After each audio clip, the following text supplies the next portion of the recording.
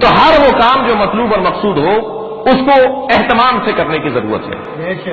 اگر اہتمام سے نہیں کریں گے توجہ نہیں ہوگی.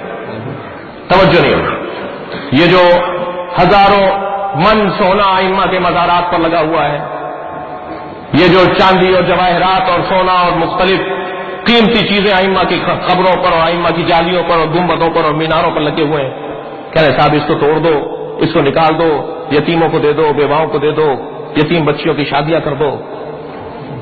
جی سمجھ میں نہیں آتا کہ خانہ کعبہ کا کروڑوں ڈالر کا غلاف نظر نہیں آتا. جو جواز اس کا ہے وہی جواز اس کا ہے. اس لیے کہ جو مراکز دینیہ ہوا کرتے ہیں انہیں شان سے ہونا چاہیے، انہیں اہتمام کے ساتھ ہونا چاہیے. اور پھر یہاں سے کم کر کے کیوں دے دیں؟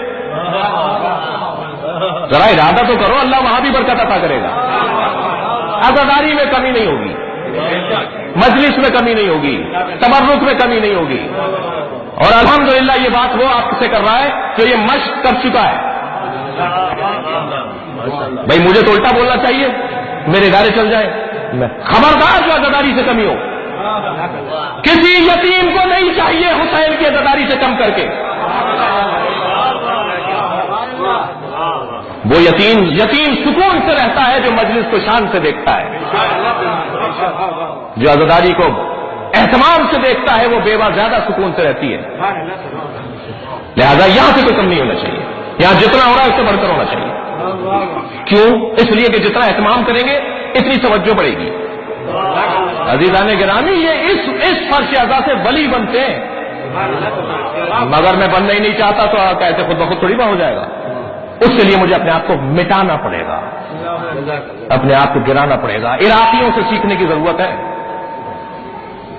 عراقیوں سے سیکھنے کی ضرورت ہے. ہم تو 2 دفعہ کوئی مانگ لے تو کہتے ہیں میں ڈبل مار رہا ہے، دوبارہ مانگ رہے ہیں. عراقی آپ دیکھیے نجف سے لے کے کربلا تک جو پیدل مشی ہوتی ہے، یا بصرے سے کربلا تک جو پیدل لوگ چلتے ہیں، رستے میں جو گھر پڑتے ہیں وہ ہاتھ جوڑ جوڑ کے کہتے ہیں کہ آ جاؤ پیر دبا دیں تمہارے،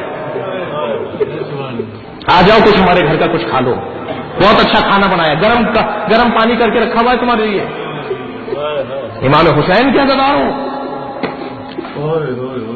امام حسین کے عزاداروں سے خاص پیار، یہ عشق، اس کو ترغیب دینے کی ضرورت ہے. اور اس راہ میں جو رکاوٹ آئے گی اسے ہم سب کو دور کرنے کی ضرورت ہے. دنیا اتنا کچھ رکھنے کے باوجود آپ کا کچھ نہیں بگاڑ پا رہی. وہ کیا ہے؟ وہ یہ عزاداری کی روح ہے، یہ گریے کی آوازیں ہیں، یہ ماتم کی صدائیں ہیں، یہ نوحہ خوانی ہے، یہ سوز خوانی ہے، یہ عزاداری کی رسمیں ہیں. حضرت آیت اللہ خمینی فرماتے ہیں اپنی عزاداری کو سنتی انداز سے منعقد کرو. جب انقلاب اسلامی ایران کامیاب ہو گیا تو طرح طرح کی باتیں ہونے لگی کہ فلاں کی وجہ سے کامیاب ہوا، فلاں کی وجہ سے. تو حضرت آیت اللہ خمینی نے پہلا خطاب فرمایا خبردار یہ طرح طرح کی بولیاں مت بولو، انقلاب کامیاب ہوا ہے تو محرم اور سفر کی وجہ سے ہوا ہے. صلوات پڑھیں محمد و آل محمد. برحمتك يا أرحم الراحمين وصلى الله على محمد وآله الطاهرين.